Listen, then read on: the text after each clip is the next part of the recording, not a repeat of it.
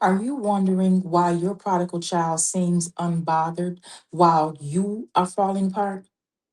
If that is you, this video is for you. One of the most frustrating parts of this prodigal journey is watching your child make choices that deeply concern you while they seem completely unaffected.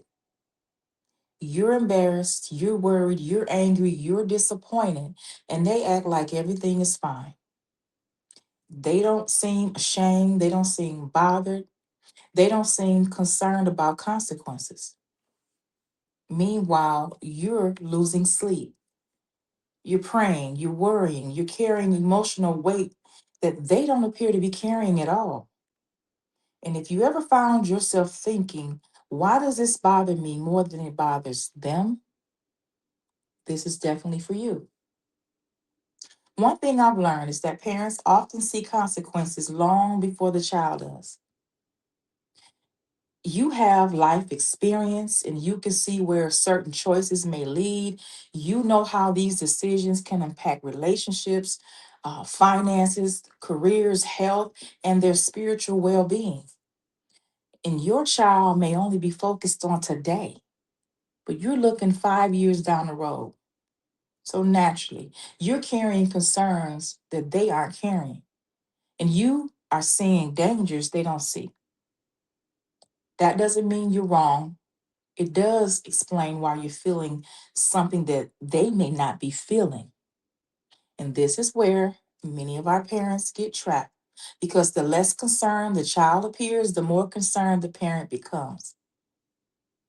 It's almost like we're trying to carry enough concern for the both of us. We think if they're not worried, somebody has to be. And if they're not thinking about consequences, I will.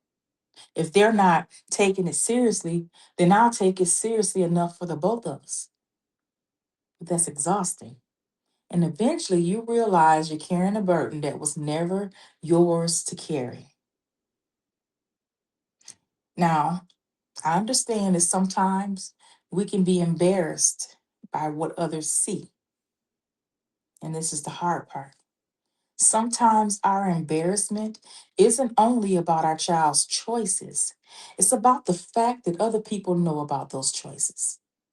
People ask questions, family members make comments, church members have opinions, friends notice things, and suddenly we feel exposed. But I want to encourage you that your child's choices are not your identity. Your child's choices do not determine your worth as a parent.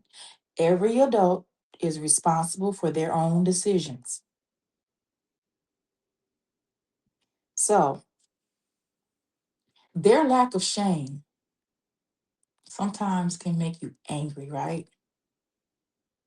I think this is what many parents are really struggling with. It's not just the behavior, it's that the behavior doesn't seem to bother them. And we think, how can you not care? How can you not see what this is doing? How can you not even be concerned? And underneath that anger is often hurt. We're hurting because we care and we see potential, we love them. And the anger that we feel is often covering up grief. Grief over what is, grief over what could have been, grief over what we're watching unfold. But we have to learn to be careful, not to become more invested than they are. And that lesson can be difficult, but many parents need to hear it. You cannot want change more than the person that's making the choices. You cannot force maturity. You can't force conviction. You can't force someone to care because the more you try, the more frustrated you become. Conviction is the job of the Holy Spirit, not yours. So when you become frustrated or angry, there are some things that we can do instead, or that we even should do. We should do these things, right? Pray, stand, love them, maintain healthy boundaries, and release what belongs to God.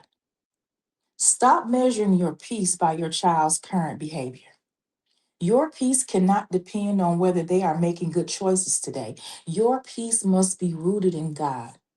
Otherwise, your emotions will rise and fall every time they do something concerning.